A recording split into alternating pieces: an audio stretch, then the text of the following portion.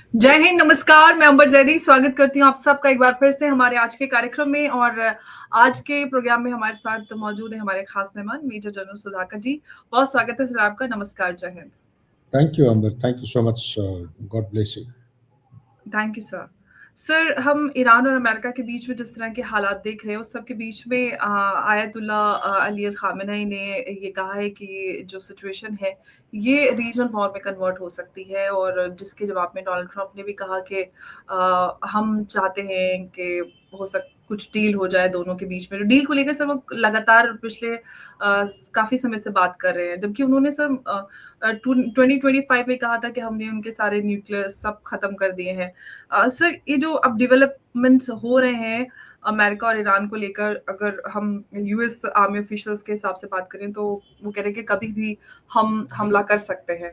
और ईरान भी सर अपनी मिलिट्री एक्सरसाइजेज और सारी उन्होंने स्टार्ट कर दी हैं। तो जिस तरह से डेवलपमेंट्स हो रहे हैं सर, आपको कहाँ जाते हुए ये पूरे हालात नजर आ रहे हैं? देखिए अंबर, बहुत अच्छा सवाल आपने पूछा है। तो उसकी जवाब में मैं चंद एक पहलुओं को थोड़ा सा हाईलाइट करना चाहता हूँ कि बड़ी पिक्चर क्या है।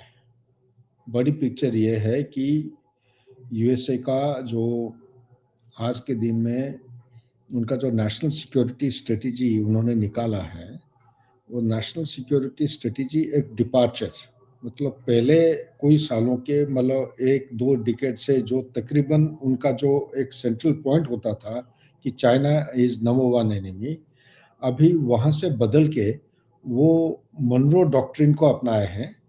मनरो डॉक्ट्रिन को अपनाते सहित ये भी उन्होंने रशिया और चाइना को डायरेक्टली इनडायरेक्टली उन्होंने कह डाला है कि आप अपना इलाके में भाई डोमिनेट करो, हमें आप अटलांटिक के इस तरफ मत आइए। अच्छा, नंबर 1। नंबर 2, ये तो दिखावा है, जो लिखा हुआ चीज है, लेकिन अंदर अंदर से मैं बार बार आपके चैनल के जरिए से मैं ये कहता आया हूँ कि कोई भी एकम्प्लिश्ड या एस्टेब्लिश्ड पावर दुनिया में जो चढ़ता या बढ़ती पावर को कभी अपने घुटने के आसपास आने के लिए अलाउ नहीं करेगा। इसको बोलते हैं थ्यूसिडाइड जो प्रिंसिपल बोलते हैं। थ्यूसिडाइड ग्रीक एक हिस्टोरियन थे, तो उनकी जो लिखाई है इसके ऊपर काफ़ी रिसर्च किए हैं, मिलता जुलता subject professor Allison, American political scientist, और उन्होंने 2015 को जब पेपर को सर्कुलेट किए तो उसमें ये चीज़ें निकल के आए कि तकरीबन जितने भी लड़ाई हुए हैं विश्व में, उनके साथ यही एक एस्टेब्लिश पावर और बाकी जो है राइजिंग पावर, उसको टक्कर देने की कोशिश की है। इसी की वजह से हुआ है। पिछले 500 साल में उन्होंने देखा है कि 16 काफ़ी प्रोमिनेंट सिग्नेचर के साथ उभर के आ रहे हैं। 16 में से 11 से 12 जो है बिल्कुल एकदम गुस्तम गुस्ता जो लड़ाई होता है ऐसा हुआ है। तो बहुत नुकसान हुआ है उसमें वर्ल्ड वॉर 1, वर्ल्ड वॉर 2 भी शामिल हैं। और कोल्ड वॉर 1.0 के दौरान ये जो हुए हैं यम कपूर वॉर और इजराइल को 6 डेज वॉर, उसको उसमें शामिल तो नहीं हुआ है, लेकिन काफ़ी मिलता जुलता है इसमें। लेकिन अभी ये जो कोल्ड वॉर जो 2.0 में ज़्यादातर आप देखने में मिलेगा कि ये प्रॉक्सी वॉर हो रहा है। प्रॉक्सी वॉर मतलब जो पॉलीसेंट्रिक या मल्टीपोलर या दो सुपर पावर जो है आमने सामने टक्कर नहीं लगाते हैं, लेकिन अलग अलग means and methods, hybrid method से वो लड़ाई करते रहते हैं। ट्रेड हो गया, साइबर हो गया, इलेक्ट्रोमैग्नेटिक हो गया, स्पेस के जरिए से अलग अलग तरीके से कर रहे हैं, surveillance, deterrence, those kind of things. So अभी ये जो अमेरिका और ईरान के बीच में चल रहा है, क्या हम यही कहेंगे कि डोनाल्ड ट्रंप पागल है? कभी कुछ कहता है, कभी कुछ करता है। कभी वो गया उधर वेनेजुएला, बीच में बोलने लगा कि भाई कोलंबिया में करेगा, अभी कल परसों बोल रहा था क्यूबा में अटैक करने जा रहा है, बीच में मेक्सिको का भी नाम आ गया था, ग्रीनलैंड उसके पीछे पड़ गया। तो ये क्या है सब? ये कंफ्यूजन जो है क्रिएट कर रहे हैं, क्या इसके पीछे कोई छुपा हुआ चीज है? मेरे विचार, मेरा स्टडी जो कहता है, रिसर्च, वो ये कहता है, वही थ्यूसिडाइड का जो कॉन्सेप्ट को मद्देनजर रखते हुए, ये चाइना को जो चढ़ती और जिस रफ्तार से ये चढ़ गया अभी, लेकिन उसको आगे जाना नहीं देना चाहते हैं। चाइना का एम्बिशन क्या है, 2049 तक, 2049 तक ये अपना मिडिल किंगडम कॉन्सेप्ट को वो रिजुविनेट करना चाहते हैं। उनका जो 100 साल का जो सेंचुरी ऑफ ह्यूमिलिएशन है, उसको उसको रिडीम करना चाहते हैं। ओपियम लड़ाई में चाइना को जो मुंह तोड़ जवाब दिया गया था, 3 अलग अलग लड़ाई हुए थे, 1839 टू 42, उसके बाद फिर 80s में एक हुआ है, उसके आगे फिर मतलब 20th सेंचुरी में भी एक हुआ है। तो ये जो लड़ाई में चाइना के जो लोगों को मारे गए थे या इंटॉक्सिकेशन के जरिए से नाकामयाब बनाया गया था, उसके वो बदला लेने में अपना स्ट्रेटेजी बना रखा है। जैसे फेंटेनाइल एक एग्जाम्पल है, कोकेन एक अनदर एग्जाम्पल, ठीक है नहीं। तो इस तरफ ये जो लड़ाई चल रही है, इन सारे लड़ाइयों को मद्देनजर रखते हुए, और ये भी माइंडफुल ऑफ द फैक्ट कि वेनेजुएला जो भी उसने कुछ किया है, ये हम काफी कमेंट्री ये समझ में आता है कि बिना सोचे समझे जाके वो लठ मारना शुरू कर दिया उधर। अपना खुद का जो रिपब्लिकन उसके खिलाफ जा रहे हैं, डेमोक्रेट्स तो है ही है, ठीक है नहीं। और कांग्रेस का जब तक अप्रूव नहीं होता है वो जा नहीं सकता इस किस्म के ऑपरेशन के लोग, इसलिए ऑपरेशन का नाम वो बोल रहे हैं क्या, लॉ एनफोर्समेंट। अरे भाई, लॉ एनफोर्समेंट देश के अंदर बाउंड्री के अंदर होता है बाय लॉ एनफोर्सिंग एजेंसी। आप यहाँ पे आर्म फोर्सेस लगा रखे हो, नेवी है आपका, एयरफोर्स है, स्पेस के आपके पार्ट्स हैं, काइनेटिक आप मिसाइल्स को यूज किया हो, ऐसा हथियार यूज किया हो कि वो सांस लेते ही वो खांसी में उनका उल्टी में खून निकल रहा है, ठीक है ना। ये अलग अलग किस्म की क्या क्या क्या मालूम है, हो सकता है कि केमिकल बायोलॉजिकल वॉरफेयर वो चला दिए होंगे उधर वेनेजुएला में, ठीक है नहीं। सो इसीलिए मैं कह रहा हूं, और प्लस ये क्लैंडस्टाइन कोवर्ट ऑपरेशन काफी दिनों से चलाते रहे, ताकि मदुरो के जो अलग अलग लेयर, इनर लेयर, फिर बीच वाला लेयर, फिर आउटर लेयर के 2 हिस्से होते हैं, इनके जो जगह जगह जो आदमी काफी करीब थे, उनको ब्राइबिंग करके उनके दिल जीतने की कोशिश नहीं, सफलता हासिल किए हैं। और उनकी जो एम्प्लॉयमेंट, इनकी शिफ्टिंग, इनकी ग्रीन कार्ड, उनके बच्चों की पढ़ाई का, स्कूल की एडमिशन, मतलब यूएस सिटीजनशिप दे दिया उन्होंने। तो ऐसा हालत में जब आप खरीद लेते हो लोगों को, तो ऑब्वियसली वो तो गार्ड पूरा डाउन हो गया ना, वो 1-2 दिन में नहीं होता है। तो मैं कहना ये चाह रहा हूं, क्यों इतना बड़ा जो ऑपरेशन किया उसने, क्या कारण था। तो कारण जो मेरे को समझ में आ रहा है, चीन तो है ही है, चीन को सामने, क्योंकि चीन का ताकत इतना बढ़ गया है, वो आमने सामने टक्कर नहीं करना चाहते, वही प्रॉक्सी के जरिए से टक्कर करना चाहते हैं। तो प्रॉक्सी के जरिए से कैसे करेंगे, कौन सा देश है, किसके साथ कर सकते हैं। एक ईरान हो सकता है, लेकिन ईरान एक छोटा मोटा देश नहीं है, एक सिविलाइजेशनल पावर है, ठीक है ना। ये वेनेजुएला के बराबर नहीं है। वेनेजुएला में अगर देखेंगे आपके एक्सेस ऑफ, मैं बोलता हूँ epicentre of axis of evil, Russia, China, Iran, Iran के आपके आईआरजीसी, आईआरजीसी के अलावा हिजबुल्ला वहां पे है, और हिजबुल्ला का मदद लेते हुए ये जो ड्रग ट्रैफिकिंग ये कर रहे हैं। काफी जगह साहब लोग कहते हैं कि फेंटेनाइल वेनेजुएला के थ्रू जाता है अमेरिका के अंदर। मैं यहाँ पे थोड़ा सा डिफर करता हूँ। फेंटेनाइल जो है ये एस्टैब्लिश रूटिंग जो है वो है Colombia to Mexico to USA, या मेक्सिको नहीं जाते हैं तो डायरेक्टली जाता है यूएसए में। लेकिन वेनेजुएला के साथ एक चीज फिक्स हुआ है, एस्टैब्लिश हुआ है, वो है कोकेन। और कोकेन एक साल में 2023-24 को अगर आप देते हैं, 250 ton of cocaine have been exported into USA. और 1 टन का जो कोकेन है, रिफाइंड कोकेन होता है, इसका कीमत है 125 बिलियन डॉलर्स। तो आप इससे अंदाज लगा सकते हैं कि क्या वैल्यू का होगा कोकेन। और कोकेन इज एज गुड नहीं, it is worse than that of fentanyl. और फेंटेनाइल का उसको बनाने के लिए उसको एक प्रीकर्सर मेडिसिन होता है, केमिकल होता है। जैसे वो एआईपी एक जेनेरिक मेडिसिन जब बनाते हैं, तो उसको बनाने से पहले एक जेनेरिक उसका जो कंस्ट्रक्शन है बनाने के लिए, तो वो जो लाते हैं वो चाइना ही बनाता है आज के दिन में। 99% ये जो प्रीकर्सर केमिकल है वहां से आता है। तो वो आके कोलंबिया में आके प्रोसेसिंग होके फिर जाके बनाते हैं फेंटेनाइल, फिर जाता है। ये फेंटेनाइल का असर आपके चैनल के जरिए से मैं कोई बार बता चुका हूँ। 2022 में इनके करीब 1,11,000, लेकिन आपको ओपन सोर्स में 1,09,000 के करीब करीब मरते हुए दिखेंगे आपको। और 2023 को करीब 48,000, 2024 को उसके आसपास के कोई फिगर है 65,000।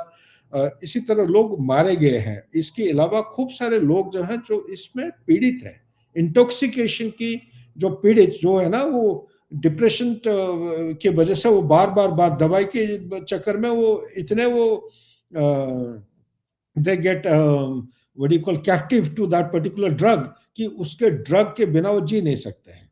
तो इसी तरह काफी लोग पीड़ित हैं। वो डिटॉक्सिफिकेशन कैंप्स वगैरह में उनका ट्रीटमेंट हो रहा है, लेकिन ये इतने मात्रा में घुस गया है कि पूछिए मत, उसको काबू में लाना बहुत मुश्किल है।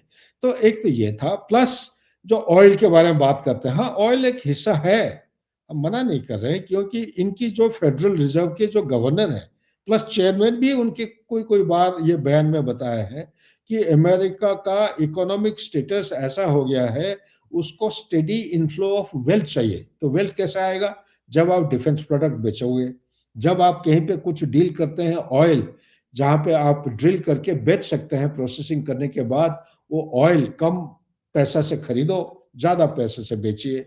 शेल गैस तो प्रोड्यूस हो ही रहा है यूएसए में। तो तीसरा क्या है? फार्मास्यूटिकल, जो चीजें मैंने बताया कि आज के दिन में हिंदुस्तान को बोलते हैं कि it is a manufacturing hub, pharma pharma hub of the world. तो इसी तरह यूएसए भी वो करना, फायदा उठाना चाह रहा है। ड्रग मनी जो है उसका भी फायदा उठाना चाह रहा है। और आपका मान लीजिए क्या रेयर अर्थ एलिमेंट, तो ये सारे चीजें जहां जहां मिलते हैं उसको वहां से हार्नेस करने की कोशिश कर रहे हैं, ताकि यूएस इकोनॉमी को आप मजबूत बना सकते हैं, या पैसा should come to flow into US, क्योंकि आज के दिन में यूएस के अंदर 38 ट्रिलियन यूएस डॉलर की डेट चल रहा है।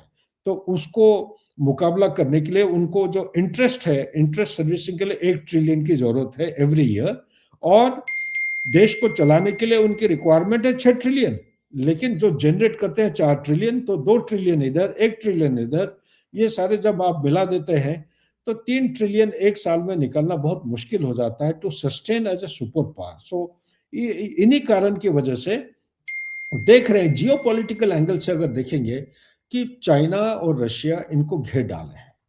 प्लस ईरान के पीछे ऐसे पड़ने से क्या हो रहा है कि आईआरजीसी ये जो ड्रग ट्रैफिकिंग करता है, ये आईआरजीसी करता है, ये या हिजबुल्लाह की मदद लेते हुए करते हैं। तो इनका जो नेटवर्क कनेक्टेड है, ये हिजबुल्लाह, हुतीज, हमास, ये सारे जुड़े हुए हैं ईरान के साथ और चाइना के साथ। ये सारे ड्रग जो है ये रूटिंग में चाइना अमेरिका के अंदर जाता है। सबसे बड़ा खतरनाक चीज है कि सुनने में मिल रहा है, ओपन सोर्सेस पे भी मिल रहा है, कि IRGC of China has penetrated into America ecosystem, security ecosystem. ये बड़ा खतरनाक चीज है। सो इसीलिए इन सारे चीजों को अगर मद्देनजर रखते हैं कि पीछे सबसे अहम टारगेट उनका है चाइना। चाइना तब वो बन पाएगा, रिजुविनेट कर पाएगा, ग्लोबल पावर बन पाएगा 2049 तक, जो उनका मुद्दा और एम है,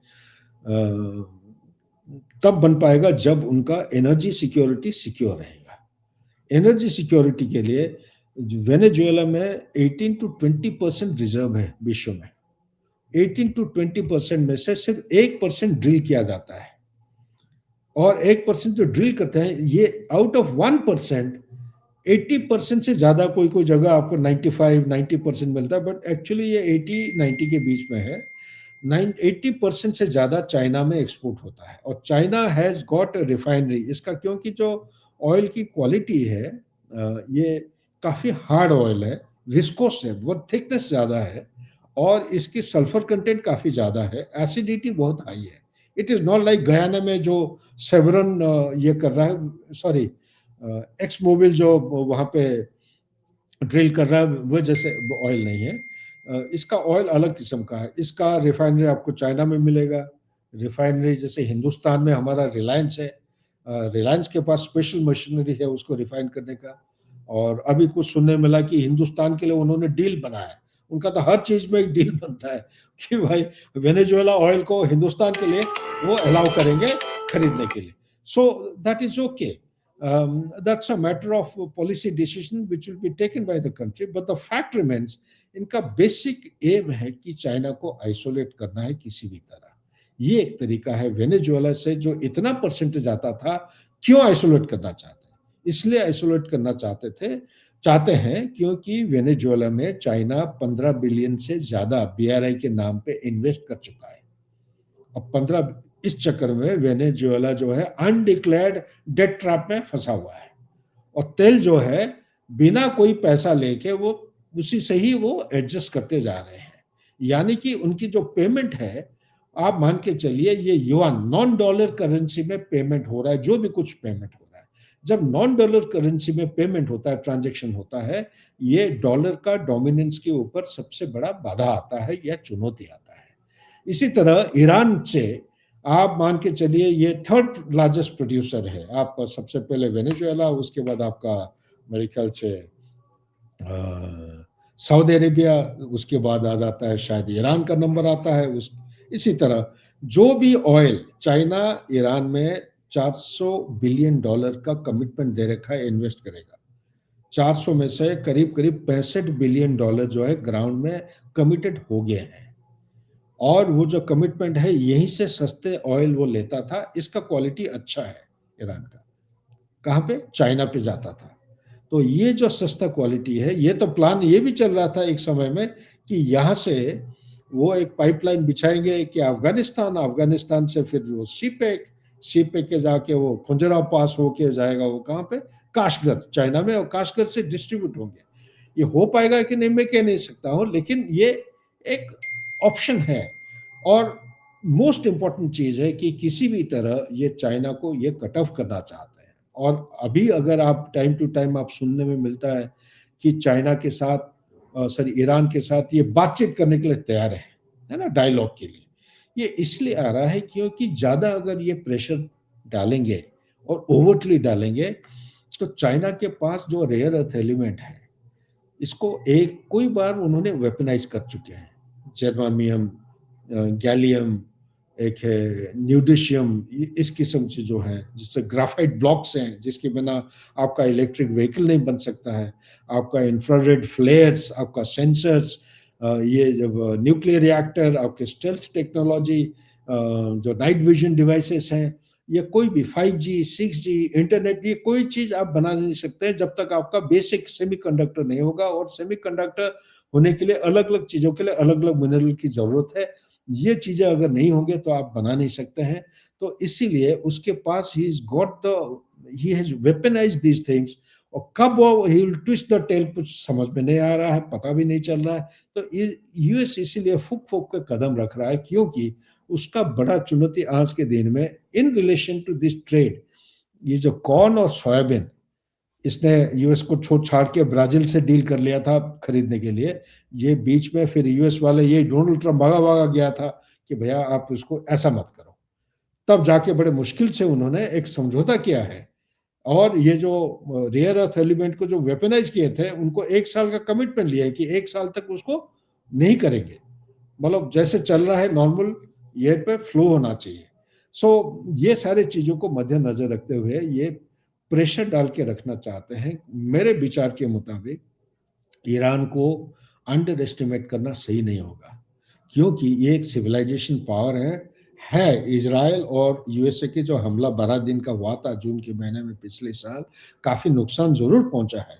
लेकिन आप ये मत भूलिएगा कि पूरा इतिहास में अगर आप देखेंगे, चाहे 1948 से लेके 2025 तक या उससे पहले वाला, ईरान और इजराइल के बीच में अगर डायरेक्ट कन्फ्रंटेशन हुआ है, वो पहली बार हुआ है अप्रैल 2025 को, सॉरी 24 को।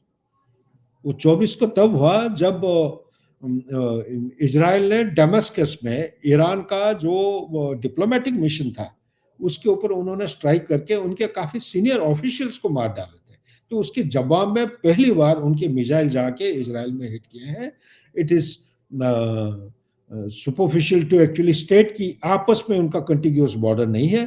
Distance is between 1600 to 1800 to 2100 जो इंटर से गैप है, जिसकी वजह से वो मिसाइल्स फायर करते हैं। जब मिसाइल्स की बात आप कर रहे हैं, उनके एक नहीं बल्कि अलग अलग किस्म की मिसाइल्स हैं जो कि इस रेंज को कवर करते हैं। बैलिस्टिक मिसाइल है, बैलिस्टिक मिसाइल का ट्रैजेक्टरी वो जाता है स्पेस में, फिर री एंट्री करके आता है। दूसरा है क्रूज मिसाइल जो कि फ्लैट हॉरिजॉन्टल होके जाता है, पूरा एकदम डिटेक्शन अवॉइड करता है, स्पीड इसका तेज होता है। तीसरा उसका हाइपोसोनिक मिसाइल है। और सबसे बड़ी बात है इसकी जो प्रॉक्सीज हैं, एक हुतीज बैठे हैं यमन में, एक हमाज बैठे हैं कहाँ पे, आपका गाजा में, एक हिजबुल्लाह है कहाँ पे, लेबनान में, और एक जिसको कोई हिसाब किताब लेता नहीं है कि ये आईसिस का मेरुदंड तोड़ने के बाद जो हम क्लेम करते रहते हैं कि डेसिमेटेड, उसके बाद क्या अल्देल साहिब, हदीद हदीद अल साहिब, ये इस नाम से एक टेररिस्ट ऑर्गेनाइजेशन है जो कि प्रॉक्सी करता है। ये इतना इनका जो जो मिलिट्री इंटेलिजेंस के जो लीडर थे, एक मेजर जनरल साहब को अमेरिका ने मार दिया था इराक से जब आ रहे थे एयरपोर्ट में, आई am forgetting his name, Khomeini और समथिंग, कासिम सुलेमानी। सुलेमानी को मारे थे, ठीक है कि नहीं। सो वो थे उनकी मेन लीडर। इनको सब इकट्ठा करके वो सबको टैक्टिक्स और स्ट्रेटेजी सब सिखाते थे, ग्राउंड पे किस तरह लड़ाई करना है वो भी बताते थे। उनको इसीलिए टारगेट किया गया था, एक नया फोर्स को क्रिएट करने की कोशिश कर, लेकिन वो फोर्स अभी डाउन है लेकिन आउट नहीं है। इसी तरह आप हुती या हमास या हिजबुल्लाह की बात करते हैं, वो डाउन है लेकिन आउट नहीं है, इनके पास काबिलियत अभी जरूरी है। दो तीन चीजों को मैं हाईलाइट करना चाहता हूं। 29 जनवरी को एक एग्रीमेंट साइन हुआ है रशिया, चाइना और ईरान के बीच में। इस एग्रीमेंट की तहत मैं 29 जनवरी 2026 की बात कर रहा हूं। इसके तहत ये एक ऐसा किस्म का अनोखा किस्म का एग्रीमेंट या समझौता हुआ है, आप मान के चलिए ये नाटो का आर्टिकल 5 की बराबर अगर नहीं है तो कोई कम नहीं है। इसका मतलब ये मिलिट्री हार्डवेयर ये कॉन्स्टेंटली सप्लाई करते रहेंगे। इसके चंद एक दिन पहले और चंद एक दिन बाद चाइना से 56 cargo aircraft, logistic cargo aircraft भरे हुए मिलिट्री हार्डवेयर आए हैं कहां पे, ईरान के अंदर। इसी तरह रशिया से काफी क्लैंडस्टाइन वे से अलग अलग किस्म के, आप हाइपोसोनिक मिसाइल की बात करिए या बैलिस्टिक मिसाइल की बात करिए या कोई भी रिक्वायरमेंट होता है, काफी ड्रोन्स की बात करिए, जो ड्रोन ईरान दिया था रशिया को, वही ड्रोन रशिया के कैपेबिलिटी इतना बढ़िया है डिफेंस प्रोडक्शन, वहां से उसको रिप्लेनिश करने की कोशिश कर रहे हैं। सबसे बड़ी और इंपॉर्टेंट चीज हमें भूलना नहीं चाहिए, लोग जब बात करते हैं, चर्चा करते हैं, वो कहते हैं कि ईरान का एयर डिफेंस बिल्कुल जीरो हो गया है, तो इसलिए हमला करने में बहुत आसान होगा। मेरा काउंटर आर्गुमेंट ये है, क्या किसी ने हिसाब किताब लिया है S-300, S-400 रशिया और चाइना से जो आए हैं पिछले 6 महीने में, क्या किसी को पता है कि जिसके वजह से उनका एयर डिफेंस काफी मजबूत हो चुका है? नंबर 2, ये जो आयरन डोम इजराइल की हम बात करते रहते हैं कि बहुत मजबूत है, फॉर्मिडेबल है, मतलब इसको कोई तोड़ नहीं सकता है, कोई पेनिट्रेट नहीं कर सकता। आप देखिए 2025 में एक बार नहीं, मेरे नॉलेज के मुताबिक कम से कम 3 बार ईरान डायरेक्ट हिट किया है इजराइल को एज ए रिटेलिएशन। तीनों बार इसके मिसाइल्स पेनिट्रेट करके अंदर इजराइल के सेंसिटिव स्पॉट्स में जाके गिरे हैं, ठीक है ना। काफी नुकसान भी हुआ है, हालांकि इसको इजराइल और अमेरिका इसको डाउन प्ले किए हैं, लेकिन मैं कहना चाह रहा हूं, एक तो डायरेक्ट कॉन्फ्रंटेशन, दूसरा है आयरन डोम को नाकामयाब करते हुए पेनिट्रेट करके अंदर जाना। आयरन डोम को क्यों पेनिट्रेट करता है? आयरन डोम का जो कैपेबिलिटी है वो है उसका मैक्सिमम 70 किलोमीटर, यानी कि आप शॉर्ट रेंज के रॉकेट्स और मिसाइल्स को वो न्यूट्रलाइज कर सकता है या ड्रोन्स को न्यूट्रलाइज कर सकता है। अगर लॉन्ग लॉन्ग रेंज मिसाइल है, इनकी ट्रैजेक्टरी की वजह से, इनकी स्पीड की वजह से और जो गाइडेंस सिस्टम है, ठीक है ना, वो बोलते हैं map of the earth, horizontal होके जो जाता है, अलग अलग मिसाइल सिस्टम की वजह से ये अंदर पेनिट्रेट करके इजराइल का धजिया उड़ा सकता है। पहले जो नहीं हुआ है अभी कर सकते हैं। क्यों? क्योंकि ईरान अभी तक अपना हाथ नहीं दिखाया है। हम इजराइल के बारे में बहुत जानते हैं, अमेरिका का जानते हैं, 19 से 31 बेसिस है, वो 19 कहते हैं, मैं कहता हूं कि 31 बेसिस है। कहां पे? मिडिल ईस्ट में जगह जगह। और ये सारे बेसिस में हर जगह पेट्रोल मिसाइल नहीं लगा हुआ है। पेट्रोल मिसाइल आप अगर ध्यान अपना ले लेंगे, 2019 को सऊदी अरेबिया का एक अरमको एक रिफाइनरी है जिसको पेनिट्रेट हुतीज ने फायर किया था ड्रोन, उनको पेनिट्रेशन का कैपेबिलिटी इसलिए बढ़ जाता है क्योंकि कोई भी एयर डिफेंस सिस्टम आज के दिन में विश्व में अगर है, सबसे बड़ा एक चुनौती है कि 100 और 1000 फीट के बीच में जो गैप है, ये गैप काफी वल्नरेबिलिटी को बढ़ाता है। इसी गैप को फायदा उठाते हुए जो हथियार या प्रोजेक्टाइल पेनिट्रेट, जैसे हिंदुस्तान ने पाकिस्तान का एयर डिफेंस को पेनिट्रेट कैसे किया, ये गैप हमें पता था। मुझे नहीं पता है, मैं रिटायर्ड आदमी हूं, मैं सिर्फ पढ़ के डॉट्स को ज्वाइन करके ये अंदाज लगा रहा हूं, ये कंक्लूजन शायद नहीं, मैं यकीन के साथ कह सकता हूं कि हमारे पास वो कैपेबिलिटी है। उस कैपेबिलिटी को मद्देनजर रख के और यूज करते हुए ये गैप के बीच में से पेनिट्रेट करके हमने उनके 9 टेररिस्ट कैंप को बर्बाद किया था। और इनके जो 11 एयरफील्ड्स हैं, 11 से ज्यादा है लेकिन ऑफिशियली 11 हम कहते हैं, इनको भी बर्बाद किया था।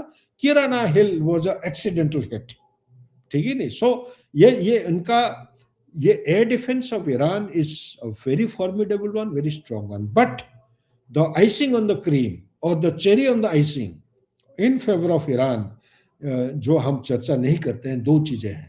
एक है हाइपरसोनिक मिसाइल। हाइपरसोनिक मिसाइल का कैपेबिलिटी विद इन रेंज, ये जो मिल रहा है extended range up to Israel, ये आराम से कवर कर सकते हैं। पहले उन्होंने ट्राई किया है, हुतीज भी फायर किए हैं यमन से, साउथ यमन से।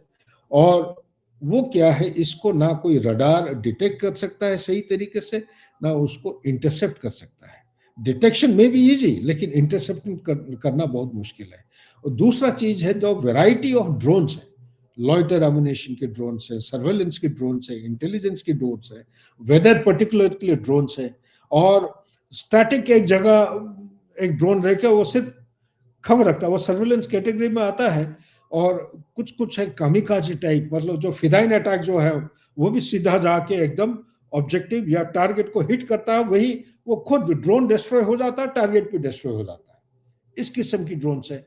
और सबसे बड़ी बात है, मुझे लगने लगा है, मैं यकीन के साथ कह सकता हूं, ये जो चाइना और रशिया का मिलके इनका जो सैटेलाइट सर्विलेंस नेटवर्क है, ये दोनों का फायदा उठा के ये टारगेट्स को एंगेज करने में सफलता हासिल जो है, प्यूनिटिव एक्यूरेसी लेवल जो हिंदुस्तान ने एक एग्जांपल दिया ऑपरेशन सिंदूर, ये चीजें पूरा विश्व में फैल गया है। उस चीज को भी अचीव करने का काबिलियत ये अंदर अंदर काफी बातचीत हो रही है। और ये एक किस्म का एक आत्मविश्वास का जो पहलू है, जो सिग्नेचर है, वो देखने में मिला है ईरान के अंदर। इसके अलावा जो और एक पहलू है वो है ब्लॉकेड ऑफ आपका स्ट्रेट ऑफ हर्मुज। स्ट्रेट ऑफ हर्मुज ऐसा है, 20% ऑयल यहां से निकलता है पर्शियन गल्फ से, और 27 से 33% जो नेचुरल गैस है, लिक्विड नेचुरल गैस यहां से जाता है विश्व के लिए। और जो कंप्लीट ट्रूप मूवमेंट है, ये ज्यादातर बहरीन, ये इसी का ही मदद लेते हुए अंदर जाते हैं। बहरीन हो गया आपका, जो आसपास के सऊदी अरेबिया के जो फोर्स लेवल हैं, कतार की बात करिए, और 2-3 जगह इराक के पास जब जाते हैं, ये पर्शियन गल्फ की जो इनक्लेव से इसका मदद लेते हुए उनके जो जहाज है एक पर्टिकुलर पॉइंट में जाके वो डॉकिंग होते हैं, वहां पे डिबसिंग पॉइंट का मदद लेते हुए अपने डिप्लॉयमेंट एरिया में जाते हैं। कोई भी सप्लाई चेन ज्यादातर प्रिडोमिनेंटली यही है, पर्शियन गल्फ से ही जाता है। पर्शियन गल्फ को इस्तेमाल करने से पहले आता है क्या, स्ट्रेट ऑफ हर्मुज। स्ट्रेट ऑफ हर्मुज एक गैप है करीब 60 to 70 किलोमीटर वाइड, और इसके जो 3 आइलैंड है, ज्यादातर ये ओमान का समंदर है। ओमान काफी तक पानी का वो एक्सक्लूसिव इकोनॉमिक जोन के अंदर आता है, लेकिन ज्यादातर ईरान के इलाके में आता है। ये जो सी लेन ऑफ कम्युनिकेशन होता है, स्लॉक, और सी लेन ऑफ कम्युनिकेशन को 3 उनके मुख्य जो मेन आइलैंड है, इसके ऊपर उनका आईआरजीसी, उनका कन्वेंशनल फोर्सेस, उनकी मिसाइल्स, उनके बाकी हथियार जो है, डिप्लॉयमेंट, सब कुछ ऑलरेडी स्टैंड टू ऑर्डर में है। हाल ही मेरे ख्याल से 2 दिन पहले वो आया था ओपन सोर्स में, कुछ लाइव फायरिंग की प्रैक्टिस कर रहे हैं। और इसी के साथ काफी मिलता जुलता टाइमलाइन के साथ उन्होंने ट्राइलेटरल एक्सरसाइज भी किया है, चाइना, रशिया और ईरान। कहाँ पे, ना स्ट्रेट ऑफ हर्मुज, वो जो पर्शियन गल्फ का जो मुंह बाहर निकलता है, और अरेबियन सी के बीच में जो गैप है, यहाँ पे एक्सरसाइज करने का खबर मिला है। ये एक किस्म की वो प्रैक्टिस कर रहे हैं कि कितना कामयाबी होगा अगर ब्लॉक करता है। लेकिन यहीं पे मैं एक खुलासा करना चाहता हूँ, ब्लॉकिंग करने में नुकसान बाकियों को जितना होगा उससे ज्यादा ईरान को होने वाला है, क्योंकि ईरान के पास मेरे रिसर्च के मुताबिक कोई ऐसा रिफाइनरी नहीं है जहां पे रिफाइन हो रहा है आज के दिन में। सारे रिफाइनरी के लिए, रिफाइनिंग प्रोसेसिंग के लिए या प्रोडक्शन के लिए वो जाता है आइदर चाइना या उसका जो भी लाइक माइंडेड कंट्रीज है। तो जब बाहर जा रहा है फिर अंदर तो आना है, अंदर नहीं, स्टोरेज कैपेसिटी इतना नहीं है। दूसरा चीज न्यूक्लियर एनरिचमेंट। ये न्यूक्लियर एनरिचमेंट मेरे विचार के मुताबिक ये हो सकता है कि ये सेंसेशनलाइज हो जाए कि ये जो कहते हैं ना कि वो 4,000 किलो एक एनरिच्ड यूरेनियम है, कहाँ छुपा के रखा है, अमेरिका जो लगा रहा है कि उसको दूसरे देश में, ये सब ये दिखावा है। अमेरिका नहीं चाह रहा है कि ये लड़ाई समाप्त हो जाए, नेतान्याहू चाह रहा है। नेतान्याहू चाह रहा है कि इनको पूरा रफा दफा करके एकदम डिसिमेट कर दे। ये जो प्रॉक्सीज है नहीं होना चाहिए, जिसको मैं time to time octopus doctrine कहता हूँ। ऑक्टोपस का जो सर है ईरान है, उसका जो टेंटिकल्स है, एक टेंटिकल में हुतीज बैठे हैं, एक में आपका हमास बैठा है, एक में हिजबुल्ला और चौथा में हादिद अल सईद जो बैठे हैं, और मिलिशिया ग्रुप कुछ इराक में बैठे हुए हैं, कुछ उधर जॉर्डन और इस बॉर्डर की तरफ है, तो इस तरफ डिप्लॉय हो रखे हैं, प्लस वेस्ट बैंक में बैठे हुए हैं कुछ उनकी मिलिशिया। तो ये जो सारी चीजें हैं, इनको नेतान्याहू चाह रहा है किसी भी तरह ये लड़ाई खींचते जाए, खींचते जाए, खींचते जाए, क्योंकि एक आधा अटैक से ये मरने वाले नहीं है या ये लुप्त होने वाले नहीं है। और इनको माउ द ग्रास के कॉन्सेप्ट में टाइम टू टाइम अटैक होना चाहिए, इसलिए ये दबाव रखना चाहते हैं। तो मेरा विचार, मेरा अंदाज ये कह रहा है कि ये लड़ाई जैसे हम उम्मीद कर रहे हैं बाकी लड़ाइयों की जैसे, ऐसा नहीं होगा। हाल ही 2 दिन पहले कुछ बम ब्लास्ट हुए हैं इराक और ईरान के बॉर्डर के साथ साथ, और कुछ बम ब्लास्ट मेरे ख्याल से बंदर अब्बास की तरफ हुआ है। तो ये जो ब्लास्ट है, मैं कहूँगा कि एक पहलू है इंफॉर्मेशन वॉरफेयर। हो रहा हो ना ही हो रहा हो, ये आईआरजीसी की तरफ से नैरेटिव बिल्डिंग हो सकता है, इजराइल के मोसाद की तरफ से नैरेटिव बिल्डिंग हो रहा है। एक सिचुएशन धीरे धीरे बिल्ड किया जा रहा है, जैसे हाइब्रिड वॉरफेयर रशिया और यूक्रेन के बीच में। लोग कहते हैं रशिया यूक्रेन की लड़ाई 24 फरवरी 2022 को, अब मैं कह रहा हूँ नहीं, मैं कह रहा हूँ, लोग कहते हैं कि 2014 से स्टार्ट हुआ, मैं कह रहा हूँ वो भी गलत है। इनकी असली लड़ाई 2004-06 से स्टार्ट हो गया था। अगर एग्जैक्ट टाइमलाइन लेते हैं 2008 से स्टार्ट हो गया था, जब जॉर्ज बुश को प्यूटिन ने बोला था, म्यूनिच कॉन्फ्रेंस हुआ था 2008 को, और प्यूटिन ने जॉर्ज बुश ने ओपन डोर पॉलिसी खोला था कि कोई भी देश यूरोप में है नेटो के साथ ज्वाइन कर सकता है। उसमें 2 नाम उभर के आए थे, एक था ये यूक्रेन और दूसरा था मेरे ख्याल से यूक्रेन के अलावा there was another country, I am forgetting, the 2 countries, Georgia का नाम था। तो इसको सुन के प्यूटिन ने बोल दिया था कि you are crossing the red line mister president, you are playing with fire, I have exercise lot of patience, these are red lines if you cross. So तब से उनका कहीं ना कहीं साइबर, इलेक्ट्रोमैग्नेटिक और स्पेस वाला जो ड्रोन वाला लड़ाई, और टाइम टू टाइम जो जो पेट्रोलियम सप्लाई, जो पाइपलाइन बिछे हुए हैं यूरोप के साथ, कहीं ना कहीं वो उसका शुरू हो गया था। तो इस किस्म की लड़ाई ईरान में भी होगा, इक्का दुक्का बॉम्ब ब्लास्ट होंगे। इसको हाइब्रिड वॉरफेयर बोलिए या उसका इंसर्जेंसी बोलिए, ये इंसर्जेंसी का नाम लेके वो दिखाएंगे कि लोग जो प्रोटेस्ट कर रहे हैं उन्हीं के हाथ से ये बॉम्ब फुटा रहे हैं। लोग इतना बेवकूफ नहीं है ईरान में। ईरान के लोग जो हैं बहुत जुड़े हुए हैं, ये सिविलाइजेशनल पावर है, उनको मालूम है ये जो भी परिस्थिति आज के दिन में हुआ है ये अमेरिका की वजह से, सैंक्शंस की वजह से।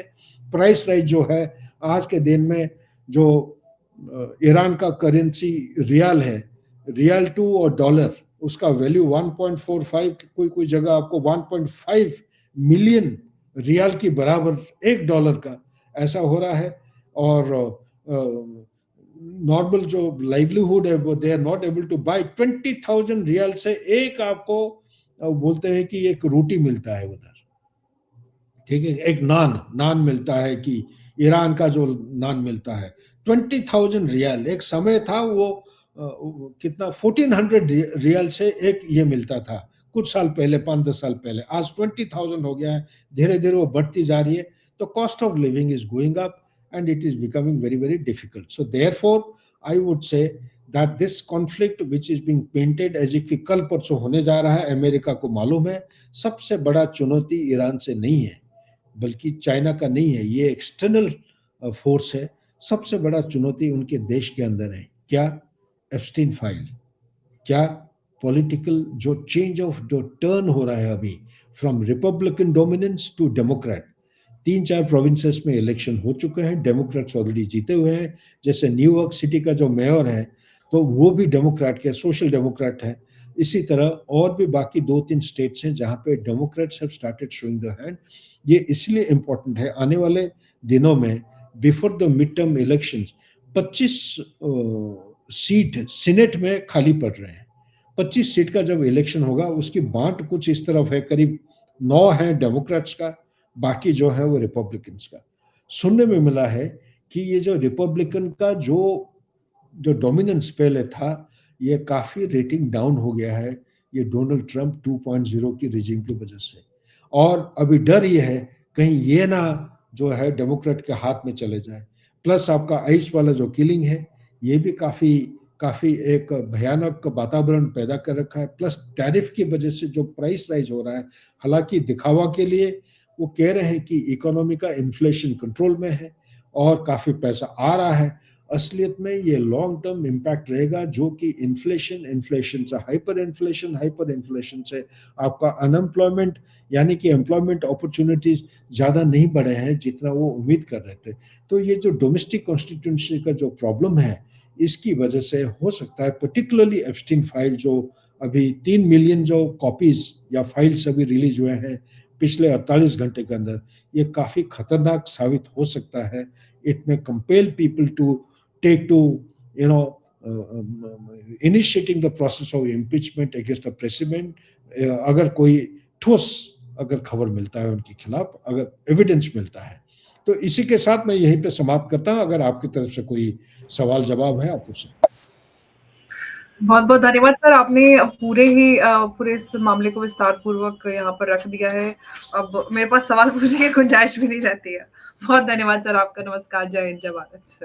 Thank you. मैंने बोला था 15-20 मिनट लेकिन हो गया 37, पता भी नहीं चला। Thank you sir, thank you so कोई गलती